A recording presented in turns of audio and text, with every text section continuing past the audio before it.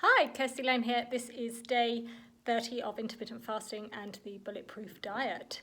Today I mastered Bulletproof coffee by using a hand blender. That seems to be the secret, by putting it into a mixing jug, a glass one, putting the butter and the MCT oil in, and then using a hand blender. Because putting in a soup maker makes it taste like soup. Putting it in a plastic blender lets the plastic leach out into the coffee, which goes into your system, and using a hand mixer doesn't work either. So that was positive. Unfortunately, then I sat down with my Bulletproof coffee and I started feeling awful again. It was only a 14-hour fast and I just felt awful for a few hours, just pushed it too far. It's so bizarre that sometimes a 15-hour fast is very easy and sometimes a 14-hour fast can just make you feel terrible. So I'm in two minds now. Is this that my body is just overcoming the fasting threshold, like at the beginning of the month when I started this challenge? I felt awful for a week and then I was fine. Is it just that happening again on a broader scale, like because I've pushed it a bit more?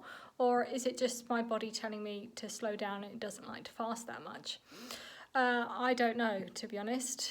I'm very conscious of the fact that I don't want to put myself off of fasting, because if I push it too much and make myself feel terrible, I'm not going to want to do it for a long time. And I know the benefits of fasting. I know it decreases inflammation and it's going to potentially make me live longer. So it makes sense to have a more relaxed approach about it and not make myself feel terrible. But at the same time, I really want to test the limits and see how far I can go. So it's a balancing act, really. I think what I'm going to do is just to go easy and test it a little bit more. But if I keep feeling rubbish, then I'm just going to stick to the smaller fasts and just try to tune in more to my body. And when I feel really good, then continue the fast. And if I wake up and don't feel 100%, maybe this morning I wasn't feeling 100% and didn't listen to the signs, then I will eat something. So I think with fasting you have to really be in tune with your body and how your body feels. And if you don't feel good, then it's probably not a good idea to fast anyway. So that's going to be a work in progress, okay? It's been a month since I have been doing the Bulletproof diet, and it's been really interesting to remove the two food groups, oxalates and lectins, and let me just explain a bit more about those.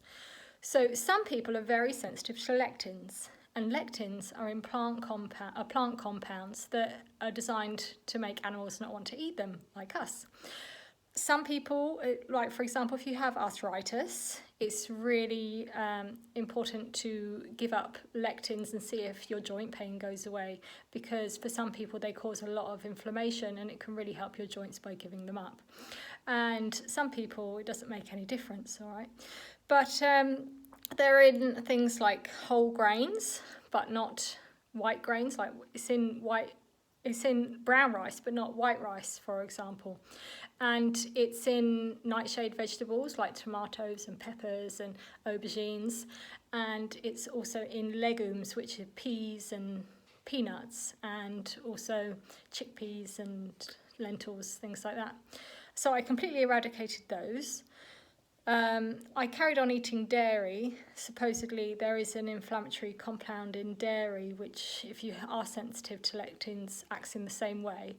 I did take out some of the dairy and placed it with some coconut yogurt. So the coconut is great. It's just yogurt that comes from coconut, basically. I use that. So reduced my dairy count a bit, but not eradicated it. And with the oxalates are also a plant compound some people are very susceptible to. That's what gives you kidney stones, and it binds to calcium and it stops you absorbing nutrients. Some people have gut difficulties, find it hard to absorb nutrients, and oxalates can hinder you from absorbing these nutrients. So oxalates are in curly kale, but not so much in black kale or a red kale. They're also in spinach, rhubarb, soy, raspberries, dates. If you want to have a look and see what foods are high in oxalates, then you can always just have a look at oxalic acid foods, high in oxalic acid food on Google, and I'll give you a list. Okay. I ate some almonds and potatoes, but I think that was the only things that I ate with oxalates in them, just to drastically reduce them. And the idea with the Bulletproof diet is just to play around with things and test your reactions to it. And it's also because for some people, if you have a food sensitivity, if you're sensitive to oxalates or you're sensitive to lectins, then it can make you really hungry. People don't realise that first sign of a food intolerance is that you're hungry after eating. You're hungry after eating it, and that's not something that you want to contend with when you're fasting. So with the Bulletproof diet, you take all these food groups out, and then you can reintroduce them one at a time, and you can just see how your body reacts to it. You might be a bit tired, you might be a bit irritable. There's lots of signs of food intolerance, and it's good to, once you've got a handle of it, to then reintroduce them, see how your body and mind reacts. Brain fog. So feeling a bit fuzzy in your brain is another sign of food intolerance. I sent my poop off to America to a company called Biome, and they have given me personal recommendations on what my gut like to eat. It's not a they have a food sensitivity test. It's not that one. It's just the ones that tell you how well you digest food, and they give you a supplement list if you want to fix how your gut works, and also what foods your gut bacteria like and don't like.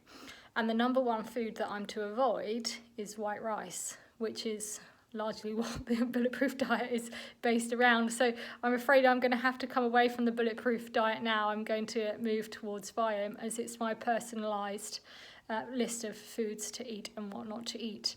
However, I have learnt loads of cool stuff on the Bulletproof diet that I'm going to continue with. I really enjoy the Bulletproof coffee when fasting. I've tried so many recipes like that coconut bread I love, and the Bulletproof cookies, and I made some cupcakes. I'll put them in the description below here as well. So many good things that I've learnt from the Bulletproof diet I'm going to continue. I'm also, even though I did it before, I'm also going to continue to eat organic, so organic fruits and vegetables to eliminate the pesticides. I'm going to keep eating grass-fed and organic meat and eggs. To be honest, you are what you eat, and if your food eats rubbish, then that's what goes inside you, and the vitamin and nutrient content is dramatically different from pastured eggs, for example, than non-pastured eggs. So I'm going to continue with that. And organic dairy, the idea is that when you have cows all together in one group, then if they're farmed industrially, then they're fed quite a lot of antibiotics to stop this risk of infection, which can then translate into the dairy, which can go into your stomach. So I'm going to continue with the organic dairy and the sheep's cheese, which I've found quite nice. So lots of things I'm going to continue with the Bulletproof, but I am going to now move on to my personalised diet. Okay. I am just absolutely thrilled to have had you on this journey, and I would absolutely love it if you would come with me in the future. I mean, I'm going to continue doing these particular videos for the next 3 months, and if you think you've learnt a lot now, you're going to learn tons more by the time you've finished these next 3 months. We're going to be doing intermittent fasting.